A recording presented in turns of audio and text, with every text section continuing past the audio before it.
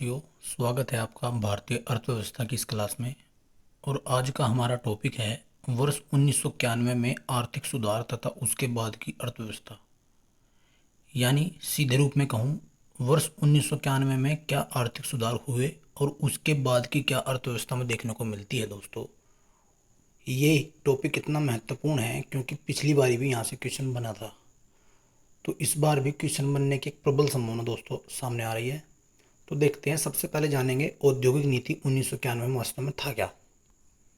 वर्ष 1990 के आर्थिक संकट का सामना करने के लिए भारत सरकार ने कई आर्थिक सुधार कार्यक्रम प्रारंभ किए, जिसे नई आर्थिक नीति के नाम से जाना जाता है। अब यहाँ से क्वेश्चन बन सकता है कि नई आर्थिक नीति कब आई, तो 1990 या 1991 कह सकते हैं।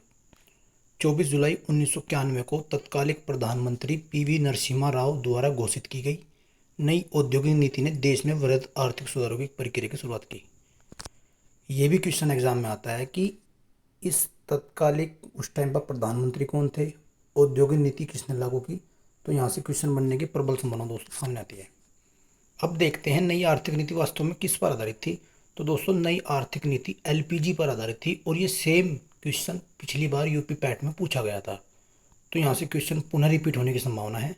तो देखते हैं एलपीजी का क्या अर्थ होता है, अर्थात L for liberalisation, P for privatisation और जी फॉर ग्लोबलाइजेशन यानी वैश्वीकरण। तो देखते हैं क्या क्या होता है, उदारीकरण या निजीकरण या वैश्वीकरण। सबसे पहले पढ़ते हैं उदारीकरण के बारे में। सरकार द्वारा लगाए गए प्रत्यक्ष या भौतिक नियंत्रण से अर्थव्यवस्था की मुक्ति, अर्थात अर्थव्यवस्था को विभिन्न प्रकार के नियामकों तथा नियंत्रणों के संबंध में उदार होना। यह मुख्यतः उद्योगों तथा अन्य आर्थिक क्रियाओं पर सरकारी नियंत्रण को समाप्त करने या कम करने से संबंधित है। बात करते हैं निजीकरण की। निजीकरण मूलतः ऐसी प्रक्रिया है जिसके परिणाम स्वरूप सार्वजनिक उद्यमों के स्वामित्व का हस्तांतरण सरकार से हटकर निजी क्षेत्र का होता है। अर्थात निजीकरण से अभिप्राय है निजी क्षेत्र द्वारा सार्वजनिक क्षेत्र के उद्यमों पर पूर्ण रूप से स्वामित्व, आंशिक रूप से स्वामित्व प्राप्त करना तथा उनका प्रबंधन करना। दोस्तों, अब बात करते हैं वैश्वीकरण की। वैश्वीकरण देश की अर्थव्यवस्था को विश्व की अन्य अर्थव्यवस्था के साथ व्यापार, पूंजी तथा प्रौद्योगिकी प्रवाह के माध्यम से जोड़ता है। अर्थात इसका व्यापक अर्थ है देश की अर्थव्यवस्था को विश्व की अर्थव्यवस्था के लिए खोलना। तो दोस्तों, नई आर्थिक नीति एलपीजी पर आधारित थी, जो मैंने बताया। अभी आगे बढ़ते हैं।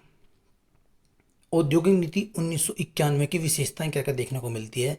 तो सबसे पहली विशेषता आती है दोस्तों औद्योगिक लाइसेंसिंग की समाप्ति। उन उद्योगों की संख्या मात्र 18 कर दी गई जिसके लिए लाइसेंस लेना आवश्यक था। वर्तमान में 5 उद्योग ऐसे हैं जिनके लिए लाइसेंस लेना आवश्यक है। नंबर 1, इलेक्ट्रॉनिक, एरोस्पेस तथा रक्षा संबंधी सामान, बारूद, औद्योगिक विस्फोट तथा प्रस्फोटक फ्यूज, खतरनाक रसायन, तंबाकू, सिगरेट तथा अन्य संबंधित उत्पाद और मादक पेय। दोस्तों, इन सभी के लिए लाइसेंस लेना अति आवश्यक है। बात करते हैं उद्योगों का अनारक्षित कर देना, यानी दूसरी विशेषता आती है। 1956 की औद्योगिक नीति द्वारा केंद्र सरकार के लिए आरक्षित उद्योगों को घटाकर 8 कर दिया गया। वर्तमान में मात्र 2 उद्योग ऐसे हैं जो संपूर्ण या आंशिक रूप से केंद्र सरकार के लिए आरक्षित हैं। वे दोस्तों हैं नाभिकीय अनुसंधान तथा संबंध गतिविधियां, और दूसरा है दोस्तों रेल सेवा। अब बात करते हैं एमआरटीपी सीमा का समापन। एमआरटीपी सीमा 100 करोड़ का समापन किया गया ताकि उद्योगों का विलय, अधिकरण तथा अधीनीकरण संभव हो सके। अगली विशेषता है दोस्तों विदेशी निवेश का प्रोत्साहन।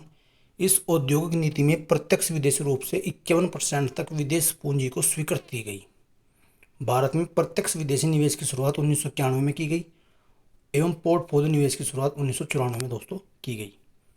अगली विशेषता है दोस्तों चरणबद्ध उत्पादन की अनिवार्यता का अंत, यानी जो चरणों में कर रहे थे उत्पादन उसका अंत कर दिया गया।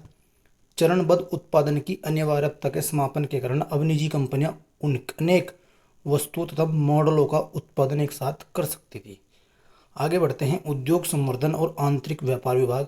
उद्योग संवर्धन और आंतरिक व्यापार विभाग डीपीडब्ल्यूआईटी की स्थापना वर्ष 1995 में की गई थी और वर्ष 2000 में औद्योगिक विकास विभाग के इसका साथ उल्लेख करके इसका पुनर्गठन किया गया।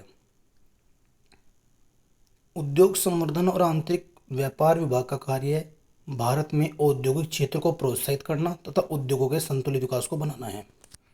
जनवरी 2019 में औद्योगिक नीति एवं संवर्धन विभाग का नाम बदलकर उद्योग संवर्धन और आंतरिक व्यापार विभाग DPIIT कर दिया गया।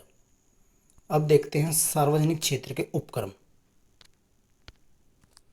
तो देखते हैं, भारत सरकार द्वारा नियंत्रित एवं संचालित उद्यमों एवं उपक्रमों को सार्वजनिक क्षेत्र या उपक्रम या PSUs कहा जाता है। केंद्र सरकार या किसी राज्य सरकार के आधिपत्य वाले सार्वजनिक उपक्रमों में सरकारी पूंजी की हिस्सेदारी 51% या इससे अधिक होती है। आगे बढ़ते हैं। औद्योगिक नीति 1956 ने सार्वजनिक क्षेत्र को भारतीय अर्थव्यवस्था में केंद्रीय स्थान प्रदान किया। तो दोस्तों, अब तक आपको थोड़ी डिटेल लग रही होगी, लेकिन यहाँ से क्वेश्चन क्या बनता है कि नई आर्थिक नीति किस पर आधारित थी? तो दोस्तों LPG पर आधारित थी। अब देखते हैं महारत्न और नवरत्न, यहाँ से क्वेश्चन बनने की प्रबल संभावना है। महारत्न योजना का उद्देश्य बड़े सार्वजनिक क्षेत्र के उद्यमों को अपने कारोबार का विस्तार करने तथा विश्व में बड़ी कंपनी के रूप में उभरने में समर्थ बनाना है। महारत्न का दर्जा प्राप्त करने के लिए कंपनियों को दिशा निर्देश। उसे नवरत्न का दर्जा प्राप्त हो, वह भारतीय शेयर बाजार में सूचीबद्ध हो, पिछले 3 वर्षों के दौरान उसकी औसत सालाना कारोबार 25,000 करोड़ से ज़्यादा हो, पिछले 3 वर्षों के दौरान उसकी औसत सालाना शुद्ध संपत्ति 15,000 करोड़ से ज़्यादा हो, कर अदायगी के बाद पिछले 3 वर्षों के दौरान उसको औसत सालाना शुद्ध लाभ 5,000 करोड़ से ज़्यादा हो और वैश्विक स्तर पर महत्वपूर्ण उपस्थित हो। ये सभी विशेषताएं हैं जो महारत्न का दर्जा देती है। महारत्न कंपनियां बिना सरकार की मंजूरी के अपनी परियोजना के कुल मूल्य 15% तक निवेश करने के लिए मुक्त होगी, परंतु यह निवेश 5,000 करोड़ से अधिक नहीं होना चाहिए। भारत में कुल 13 कंपनियों को महारत्न का दर्जा दोस्तों मिला हुआ है। यहाँ से यही क्वेश्चन बन सकता है, कितनी कंपनियों को महारत्न का दर्जा मिला हुआ है? तो 13 कंपनियों को मिला है। अब बात करते हैं नवरत्न की। नवरत्न कंपनियों को 1,000 करोड़ या परियोजना के कुल मूल्य का 15% तक बिना सरकार की मंजूरी के निवेश करने की स्वायत्ता प्राप्त होती है। भारत में 13 नवरत्न कंपनियां हैं। अब देखते हैं दोस्तों इस डिटेल से संबंधित महत्वपूर्ण प्रश्न। बंद अर्थव्यवस्था में अर्थव्यवस्था है जिसमें केवल निर्यात होता है, उसे बंद अर्थव्यवस्था दोस्तों कहते हैं। न तो निर्यात न ही आयात होता है, सॉरी ये मैं गलत बता चुका हूँ, ऑप्शन ये मैंने सी गलती से लगा दिया दोस्तों। बंद अर्थव्यवस्था में अर्थव्यवस्था वह है जिसमें न तो निर्यात होता और न ही आयात होता है, यानी ऑप्शन डी करेक्ट हो जाएगा दोस्तों। उस बात के लिए माफ़ी चाहूँगा। आगे बढ़ते हैं। वैश्वीकरण का क्या अर्थ है? तो दोस्तों वैश्वीकरण का अर्थ होता है घरेलू अर्थव्यवस्था का वैश्विक अर्थव्यवस्था के साथ एकीकरण। ऑप्शन सी सही हो जाएगा दोस्तों। आगे बढ़ते हैं। भारतीय अर्थव्यवस्था में वैश्वीकरण का क्या अर्थ है? तो सेम वही कंडीशन पिछले वाली, दूसरे देशों के साथ आर्थिक संबंधों पर लगे प्रतिबंधों को यथासंभव से कम करना ही दोस्तों वैश्वीकरण यहाँ पर कहलाएगा। तो ऑप्शन सी करेक्ट हो जाएगा। औद्योगिक नीति 1991 की क्या विशेषताएं थी? तो दोस्तों मैंने बताया था सभी इसकी विशेषताएं सभी हो जाएंगी, अर्थात देखते हैं। औद्योगिक लाइसेंस की समाप्ति, MRTP सीमा का समापन, विदेशी निवेश को प्रोत्साहन। तो ऑप्शन इसका डी करेक्ट हो जाएगा। वर्तमान में कुल कितने उद्योगों के लिए लाइसेंस आवश्यक है? ये मैंने बताया था 5 लाइसेंस आवश्यक हैं। औद्योगिक नीति 1991 के समय भारत के तत्कालीन प्रधानमंत्री कौन थे? ये भी प्रश्न काफ़ी इंपॉर्टेंट है तो दोस्तों नरसिम्हा राव थे उस टाइम पर। महारत्न का दर्जा प्राप्त करने हेतु पिछले 3 वर्षों के दौरान उसका सालाना कारोबार कितना होना चाहिए? तो दोस्तों 25,000 करोड़ से अधिक होना चाहिए। ऑप्शन ए करेक्ट हो जाएगा। आगे बढ़ते हैं। उदारीकरण, निजीकरण, वैश्वीकरण की नीति के संबंधित है, तो ये बताया था योजना अवकाश, ये सही हो जाएगा ऑप्शन। भारत में प्रत्यक्ष विदेश निवेश की शुरुआत किस वर्ष की गई? तो 1991 में की गई था, तो ऑप्शन बी सही हो जाएगा। देखते हैं 200%। पोर्टफोलियो निवेश की शुरुआत किस वर्ष की गई? तो दोस्तों 1994 में की गई।